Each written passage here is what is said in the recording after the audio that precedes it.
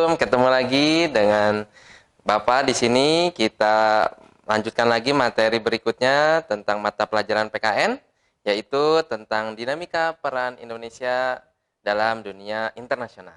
Ya, oke. Sebelum dimulai, jangan lupa komen, like, dan subscribe. Ya, baik. Untuk materi hari ini kita akan mempelajari tentang dinamika peran Indonesia dalam perdamaian dunia. Yang dimana tujuan pembelajaran hari ini kalian nanti diharapkan agar dapat menganalisis bagaimana peran bangsa kita, bangsa Indonesia untuk bisa berperan aktif dalam menciptakan perdamaian dunia. Ya, baik. Untuk materi hari ini ada dua materi yang akan kita bahas, yaitu yang pertama tentang peran Indonesia dalam perdamaian dunia melalui hubungan internasional. Dan yang kedua yaitu tentang peran Indonesia dalam perdamaian dunia melalui organisasi internasional. Baik, kita langsung saja masuk pada materi yang pertama, yaitu tentang peran Indonesia dalam perdamaian dunia melalui hubungan internasional. Baik, menurut kalian kira-kira bagaimana, apa dampak yang akan terjadi bila negara kita tidak melakukan hubungan dengan negara lain? Sudah pasti negara kita akan kebingungan dan tidak akan tahu apa yang terjadi di luar negara kita tanpa kita melakukan hubungan internasional atau hubungan dengan negara lain. Maka dari itu, hubungan internasional ini sangat penting bagi negara kita, selain untuk kita menjalin persatuan dengan negara lain, juga untuk dapat memenuhi kebutuhan negara kita, yang dimana kita tahu bahwa semua negara ini tidak ada yang bisa memenuhi negaranya sendiri, kebutuhan negaranya sendiri. Oleh karena itu, dengan melakukan hubungan internasional, kekurangan tersebut di suatu negara dapat terpenuhi dengan bantuan melalui hubungan dengan negara lain. Ya, baik. Sekarang, apa itu hubungan internasional? Hubungan internasional itu secara umum diartikan sebagai hubungan yang bersifat global, yang meliputi beberapa hubungan yang terjadi dengan berbagai negara dengan melampaui batas-batas ketatanegaraan. Nah, hubungan ini atau pengertian ini oleh para ahli diartikan menjadi ketiga kategori. Yang pertama yaitu tentang politik luar negeri, yang kedua tentang hubungan luar negeri, dan yang ketiga yaitu tentang politik internasional. Ketiga istilah tersebut memiliki istilah yang penjelasan yang berbeda-beda tetapi memiliki makna yang sama. Gitu ya. Baik, untuk selanjutnya kita akan jelaskan tentang apa itu politik luar negeri, apa itu hubungan luar negeri, dan politik internasional. Oke, yang pertama yaitu tentang politik luar negeri. Apa itu politik luar negeri? Politik luar negeri diartikan yaitu suatu cara atau kebijakan yang diambil oleh suatu negara dalam melakukan hubungan internasional dengan negara lain untuk mencapai tujuan negaranya. Contoh, misalnya negara kita, bangsa Indonesia memiliki politik luar negeri, menjalin hubungan dengan negara lain, yaitu memiliki politik luar negeri yang dinamakan bebas aktif. Siapa yang pencetusnya? Politik bebas aktif ini dicetuskan oleh wakil presiden kita yang pertama, yaitu Muhammad Hatta. Nah, dengan berpatokan kepada politik luar negeri bebas aktif ini, Indonesia bebas untuk melakukan hubungan dengan negara lain, tetapi dengan mementingkan tujuan nasionalnya dan juga mengedepankan perdamaian dunia. Jadi apabila kita melakukan hubungan internasional dengan negara lain, tapi dampaknya dapat menciptakan ketidaktenangan, kedamaian di dunia, maka hubungan kita dengan negara lain itu lebih baik tidak dilanjutkan. Ya, yang kedua yaitu tentang hubungan luar negeri, di mana hubungan luar negeri ini diartikan adalah hubungan yang dilakukan oleh negara kita, negara Indonesia, dengan negara lain, tetapi kita tidak tunduk dengan aturan negara tersebut. Jadi artinya kita dengan negara lain itu melakukan hubungan internasional yang berkaitan tentang tujuan-tujuan negara. Nah, kemudian yang ketiga yaitu tentang politik internasional. Politik internasional ini ada kaitannya dengan hubungan internasional atau hubungan luar negeri. Sehingga tadi bila melakukan hubungan luar negeri, maka kita itu melakukan suatu hubungan dengan negara lain. Nah, ketika kita sudah melakukan hubungan dengan negara lain, maka disitulah kita mengedepankan politik internasional atau politik luar negeri kita, yang dimana politik luar negeri kita itu adalah untuk mementingkan kepentingan negara kita. Apa saja yang dibutuhkan oleh negara kita berkaitan tentang tujuan nasional yang kita tidak bisa penuhi, sehingga dapat kita terpenuhi dengan melakukan hubungan internasional tersebut. Gitu ya, sehingga politik luar negeri ini sangat berkaitan erat tentang cara atau sikap kita bagaimana melakukan hubungan baik itu dengan negara ataupun dengan organisasi internasional. Ya, berikutnya yaitu apa pentingnya hubungan internasional bagi bangsa kita, ya, atau bangsa Indonesia. Setidaknya ada beberapa poin yang Bapak rumuskan menjadi titik penting bagaimana hubungan internasional itu penting dilakukan bagi negara kita.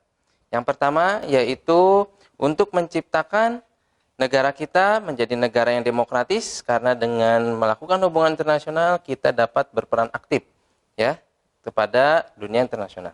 Yang kedua yaitu menciptakan masyarakat yang adil dan makmur, sehingga masyarakat kita tidak kelaparan, tidak menciptakan kemiskinan karena terkurangnya atau tidak terpenuhinya kebutuhan yang ada di negara kita.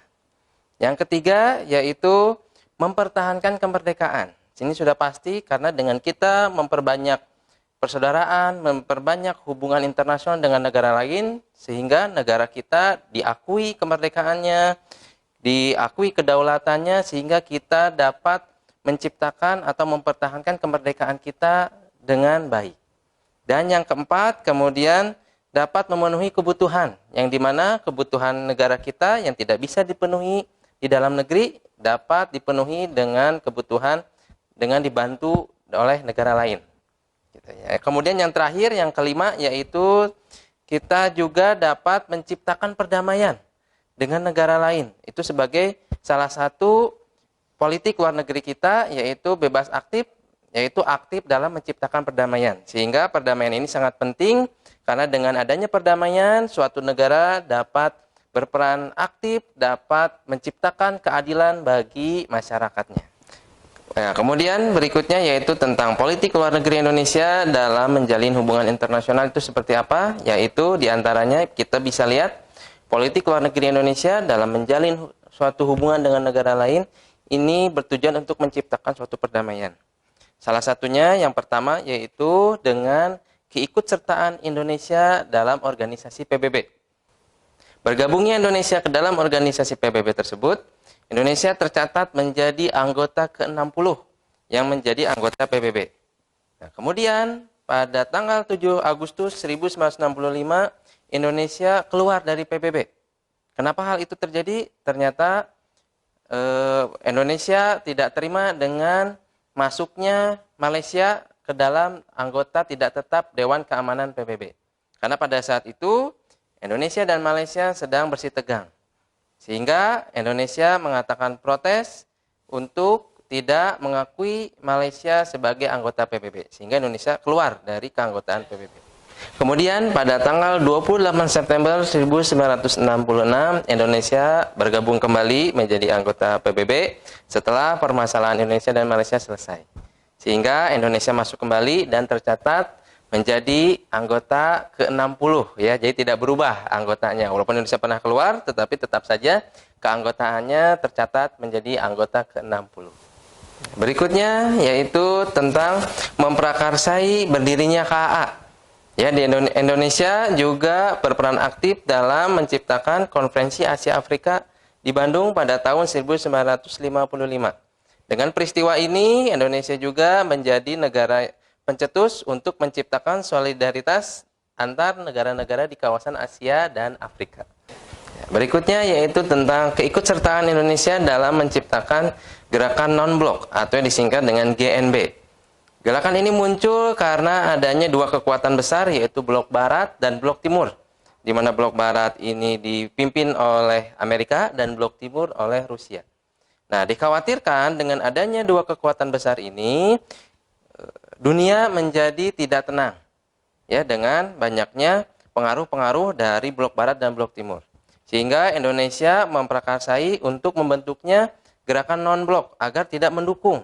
Fungsinya adalah untuk meredakan ketegangan dunia, karena dikhawatirkan bila kita tidak mengambil sikap yang baik, tidak mengambil jalan yang baik, ini terciptanya suatu kerusuhan atau peperangan. Nah, hal ini tidak diinginkan oleh negara kita yang mengedepankan politik bebas aktif. Kemudian di kawasan Asia Tenggara, Indonesia juga berperan aktif dalam mencetuskan berdirinya organisasi ASEAN, Association of Southeast Asian Nations, yang didirikan di Bangkok, Thailand, sehingga ini pencetus organisasi di kawasan Asia Tenggara, menciptakan suatu perdamaian, menciptakan suatu ikatan antar negara-negara ASEAN, yang dimana negara di kawasan Asia Tenggara ini ternyata memiliki kesamaan nasib yang sama, sehingga terciptalah suatu rasa kebersamaan, sehingga memunculkan suatu kebersamaan yang menciptakan kekuatan di kawasan Asia Tenggara. Selain dengan melakukan hubungan dengan berbagai negara, Indonesia juga berperan aktif dalam organisasi-organisasi internasional. Di antaranya Indonesia aktif dalam organisasi OKI, Organisasi Islam Dunia, kemudian APEC, Asia Pasifik Ekonomi, yang berkaitan tentang ekonomi di wilayah Asia Pasifik, kemudian juga ikut serta dalam kegiatan-kegiatan internasional yang lainnya. Baik, itulah materi yang sudah kita pelajari hari ini berkaitan tentang peran Indonesia dalam menciptakan perdamaian di dunia. Yang dimana peran Indonesia di dalam menciptakan perdamaian dunia, yaitu dengan politik luar negeri bebas aktif, ini mengikuti berbagai macam organisasi dengan hubungan dengan negara lain. Sehingga tujuan negara kita tercapai dan juga tujuan menciptakan perdamaian dapat terlaksana. Sehingga materi hari ini dapat dipahami dan kita menambah wawasan kita terhadap peran Indonesia di dunia internasional. Sampai ketemu lagi dengan materi berikutnya. Jangan lupa tetap jaga kesehatan. Jangan lupa like, komen, subscribe-nya ya, agar kalian terus mendapatkan materi-materi yang bermanfaat di channel ini.